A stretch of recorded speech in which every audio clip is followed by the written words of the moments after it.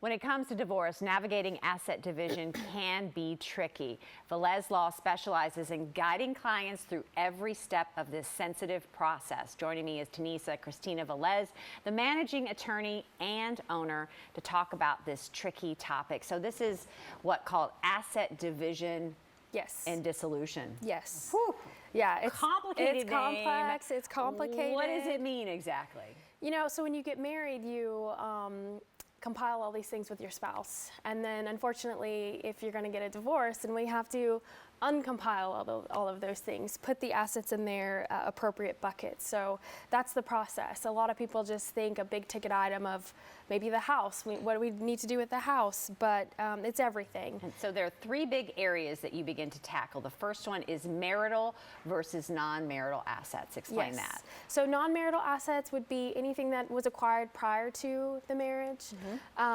Could be inheritance, maybe some gifts that you received during the marriage. So first thing, we need to figure out what we're actually dividing, and then divide them.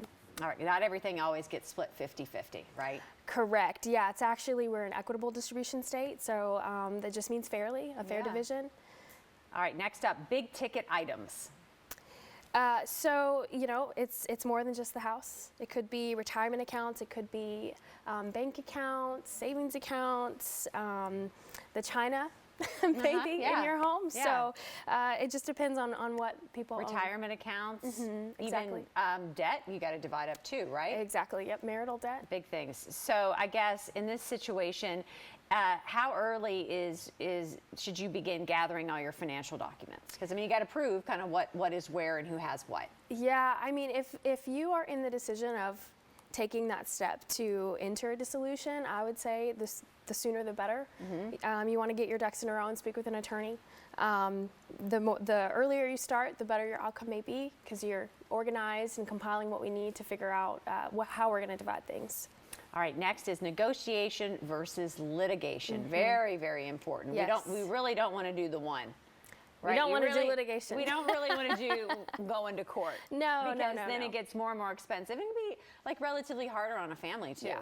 It's very stressful. Emotional. Yeah. Very stressful. In front of a judge and court. Forget that. Yeah. Airing out everything. No. Like Real Housewives. Exactly. No, thank you. We have to pay for it. Yeah. And then you're not being paid. You have to pay for it. Exactly. Right. So, I mean, how do you guide people in negotiation so they'll kind of talk through, which is really hard at this stage in the game, to get people to really talk through things so you don't have to go to that step? Yeah, I mean, it's all about being reasonable, you know, not about fighting, not about, well, she did this or he did this to me, so I'm going to take this item. It's really just, okay, you're at this step, let's figure out how to navigate this as quick and smoothly as possible.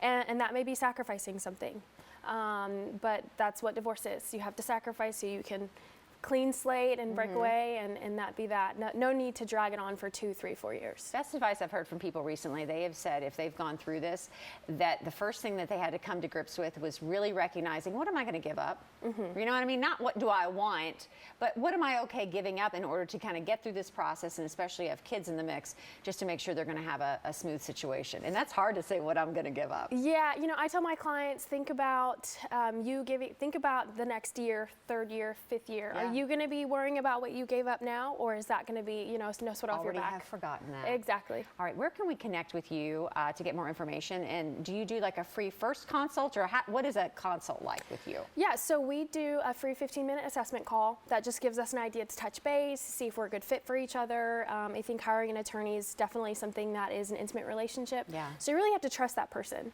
the attorney. And so the free 15-minute call, no legal advice is provided.